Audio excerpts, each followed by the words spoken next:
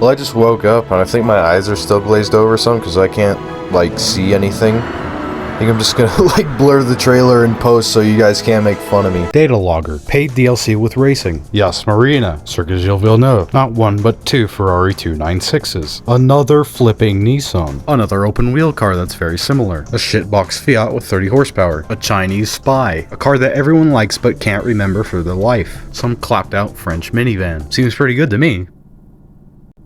For that Polestar, that thing sucks. Let's just tackle this in order of appearance. Number 1, the Data Logger. For the past year, I've been coaching locally at a sim racing shop in town. And one of the main things that I tell people is that there's not really any need to hop directly into iRacing. Something like Gran Turismo works just fine, and this Data Logger only reinforces my opinion. I would consider myself a good driver who knows what they're doing. I have the receipts to back that up. I'm quite literally at a trophy room because I've won so many tournaments on softwares like Race Room, Automobilista 2, and iRacing. I'm not trying to brag, I'm just trying to prove that my opinion can be valid. I think everyone that's pretty good at driving a race car can agree that when you're racing, 2 seconds is a lot of time.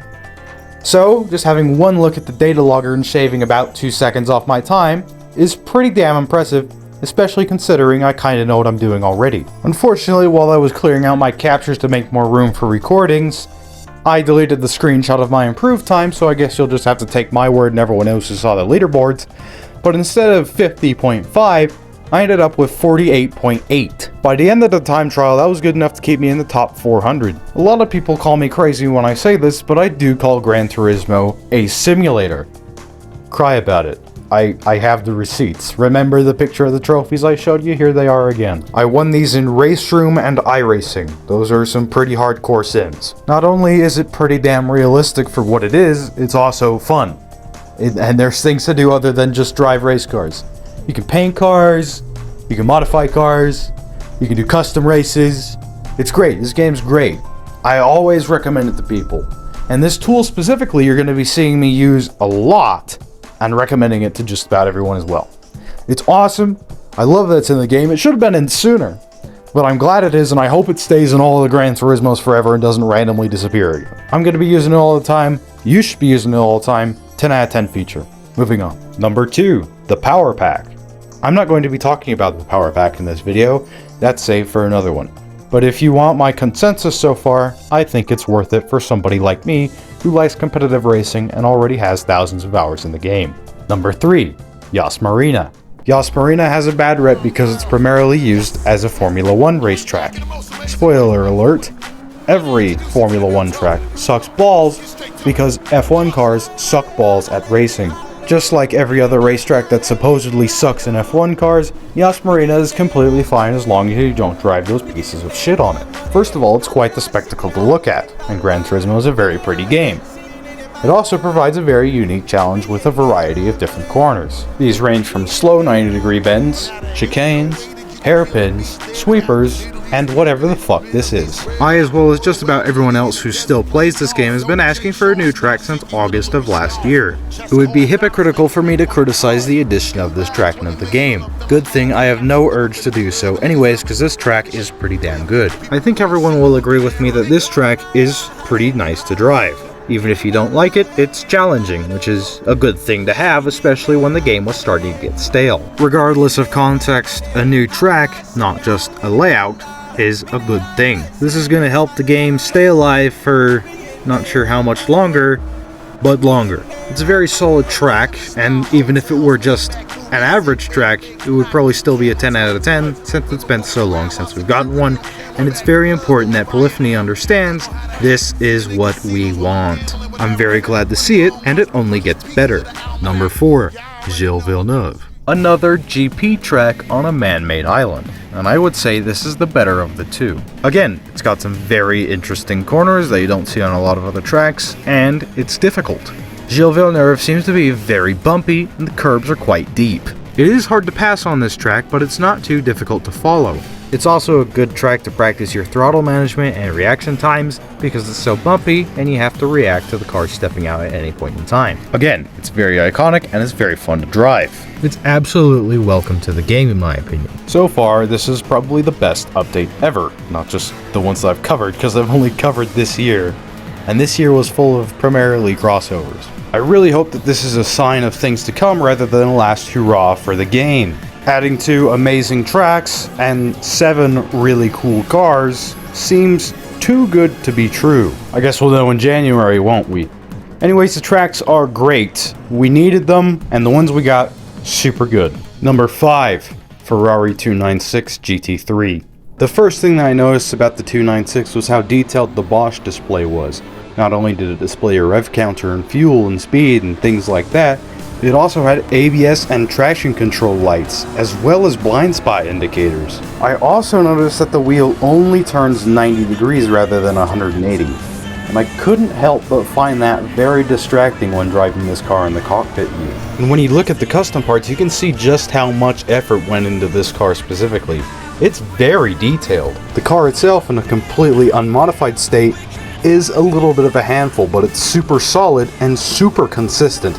It doesn't have any weird handling flaws. It's just a little bit harder to drive than some of the other ones. There's no understeer randomly. There's no oversteer randomly. Super predictable, super easy to be consistent with. You just have to get the initial feel for it. Unfortunately, you never really get to drive a completely stock GT3 car in this game, so let's talk about it under BOP. For the last 8 years, I've been using the McLaren 650S, and I've become completely unstoppable in that car.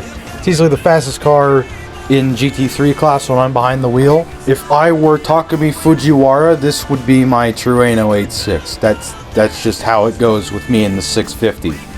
I drove the 296 for 5 laps. I was 2/10ths quicker than I was in the 650. I don't necessarily think that this is the new best car under BOP in GT3, but it's certainly the easiest to pick up and play with.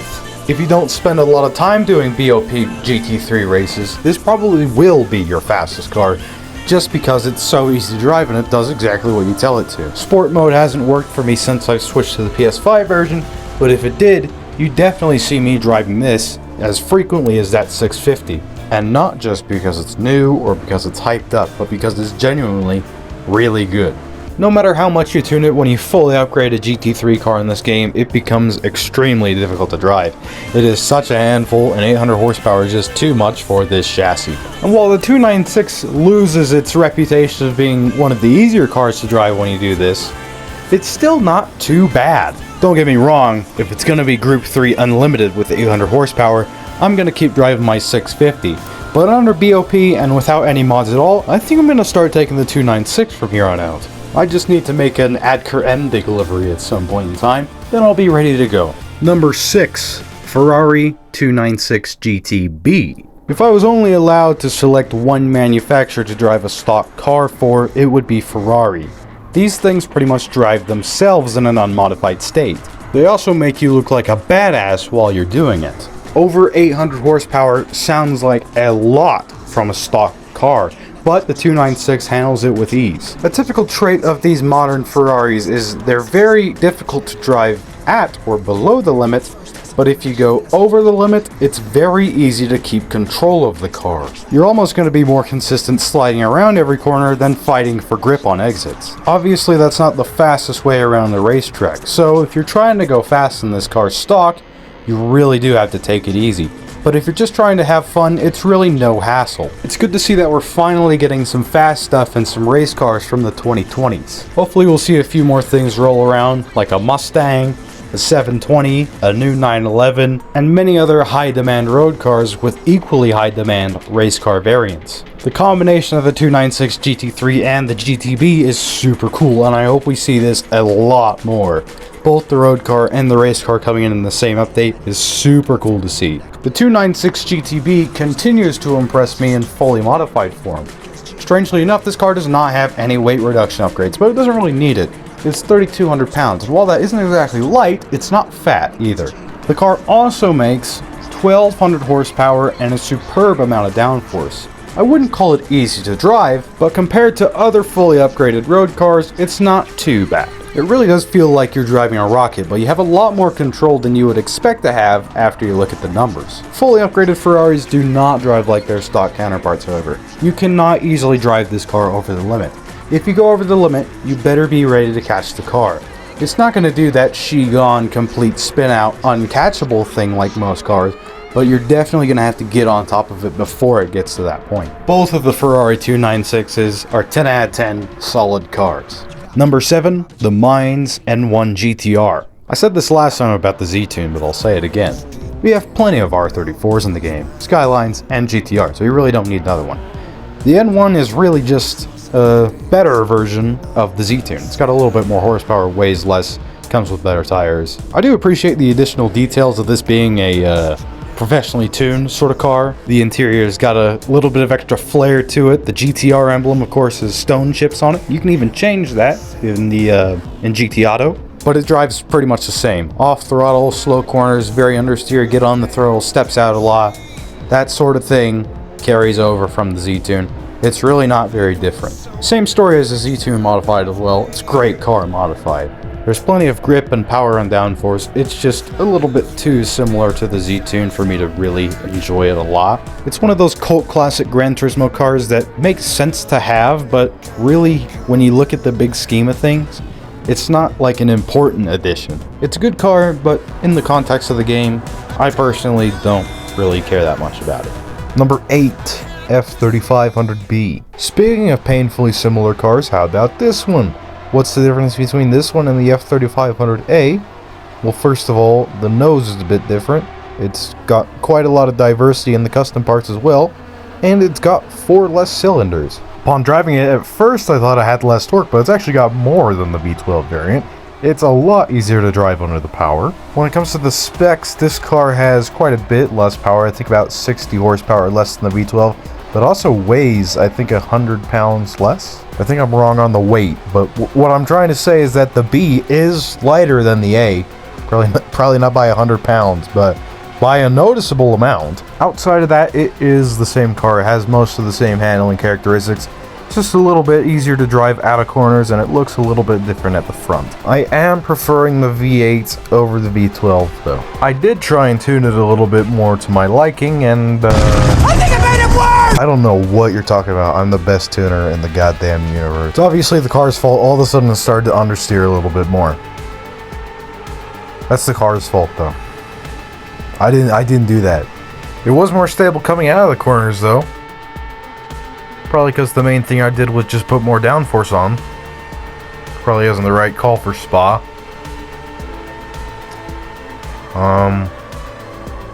I painted mine to look like a Ferrari. Number 9, Fiat Panda. You can't really say anything about a car this slow on its stock, because there's nothing to really say, because you're putting around at 62. You can't really test the handling characteristics of a car when you're stuck going 62 miles an hour. It's got 29 horsepower. It's pretty light, though. So I guess that's cool. It felt pretty Malmsy for what it is. It's a short wheelbase, lightweight front-wheel drive car. Didn't really feel like it turned very good. I assume it'll turn better when you upgrade it. I will say I'm a little bit disappointed that we're stuck with a front-wheel drive one. I was really hoping we get an all-wheel drive Panda. Because if we get a good engine swap for this car that makes a decent amount of horsepower, it's still going to be front-wheel drive, so it's going to be kind of awkward. If it were a 4x4, you could make like a fucking, I don't know, Group B Panda. That would be pretty funny, right? I think M Sport did that.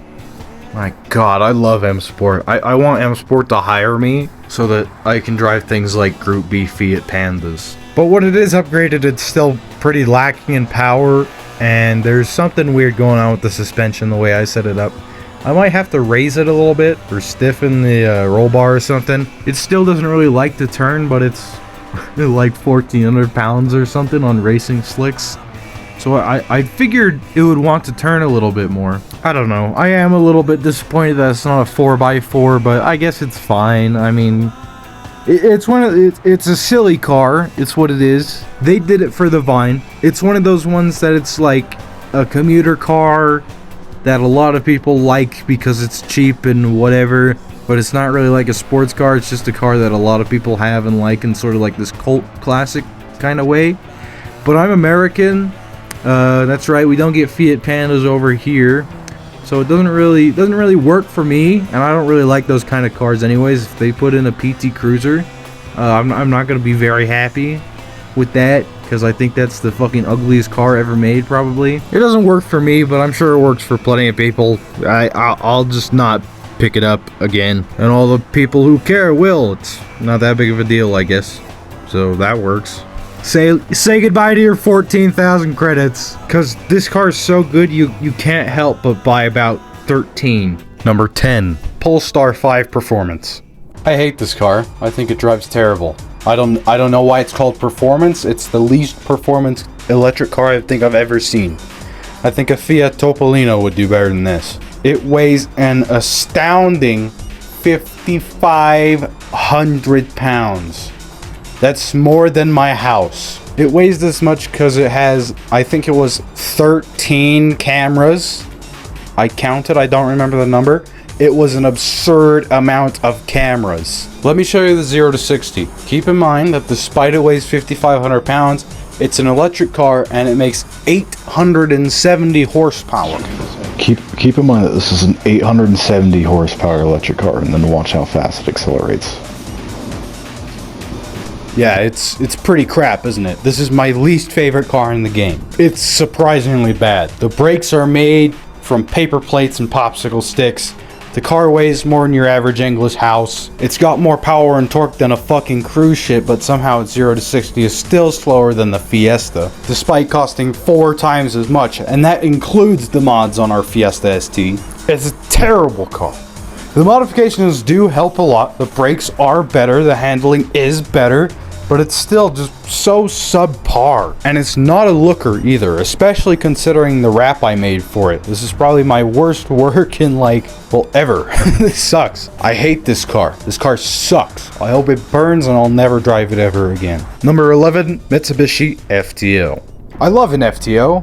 A coupe, front wheel drive, short wheelbase, low power, cool looking Japanese sports car that of course we didn't really get America. It drives about how you would expect. It comes with comfort soft, so you're kind of asking for a little bit more grip the whole time, but it doesn't have enough power to really get too crazy with it. The suspension's a little bit soft. I don't have a lot to say about it in its stock form, but it is very nice. It looks cool.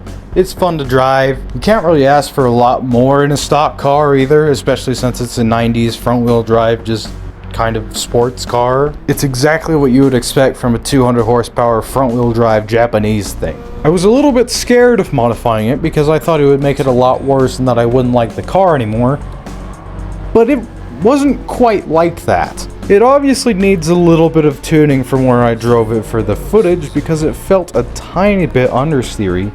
But one of my main things is it doesn't feel like it has as much power and torque as advertised. It doesn't have an explosion of wheel spin when you slam on the throttle out of a corner. It just kind of accelerates like an ordinary car and doesn't struggle for grip.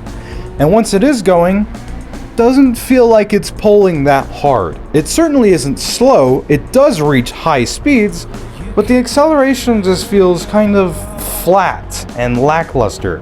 You're not banging through the gears or spinning the wheel, you're really slowly climbing through the rev range. I know that it isn't the gearing because I'm actually topping out way before the end of the straight. It just feels like I upgraded the power a lot, but the torque is about the same.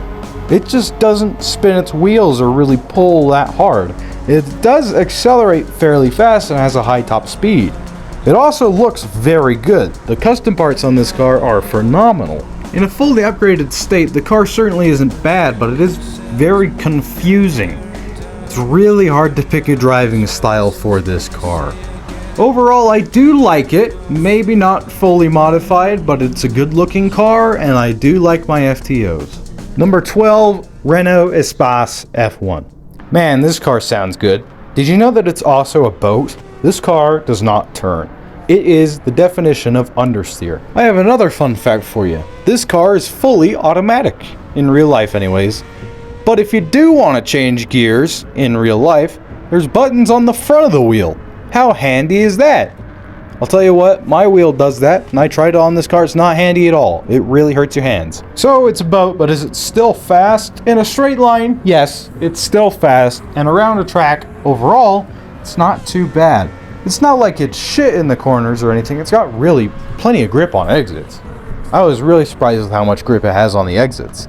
It's just the initial turn and it feels like the wheels are hopping off the ground. Specifically the inside wheel, which is really interesting. You can kind of hear it in headphones or surround sound or whatever.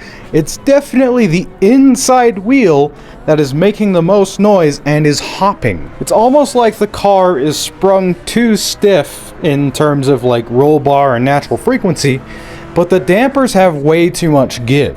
This is why people don't make race cars out of big ass minivans, because they're tall and they drive like shit. This is another Gran Turismo cult classic car, despite only being in like 2 or 3 or something.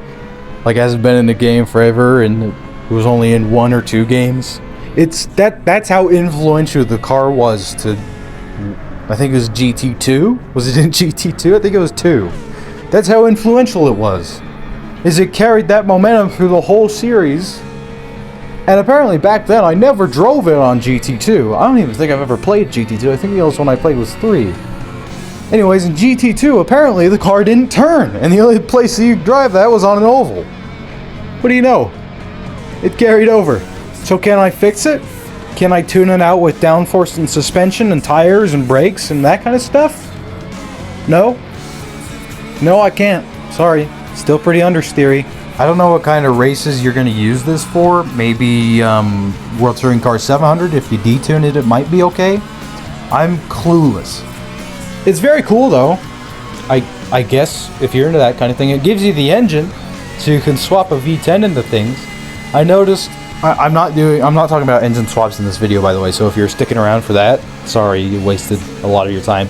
But I did notice that the Megane Group 4 car gets the engine from the Espace F1, which is a, Formula 1 spec 3.5 liter V10. I can't wait to try that. That sounds awesome. It's a pretty cool car. And that ends our coverage of the Spec 3 update. What did I think? Dude, it was awesome. This was really cool. I hope this happens more frequently. I've seen people on Facebook saying that the update sucks because we would have gotten more content if it was just normal monthly updates. I mean, I guess, what, one more car? The fuck was that going to be, a Xiaomi? Like, dude, think about it for a second. What cars did we get? This is a gaggle of the good cars that they were holding. In January, we're going to get Yang Wang, Xiaomi, and then like a Lexus SUV. If anything, we might not get anything. I don't understand people complaining about this, the update. There's also people complaining about the power pack. Again, I'm not going to be talking about the power pack specifically in this update. About how it's a scam, and how it's garbage, and how it should have been in the game from the start. Delusional. Delusional individuals. If you have either of those opinions, I'm sure that you are insufferable, sad, unsatisfiable, and you probably pee in showers. That's all I have time for. I'll see you guys later.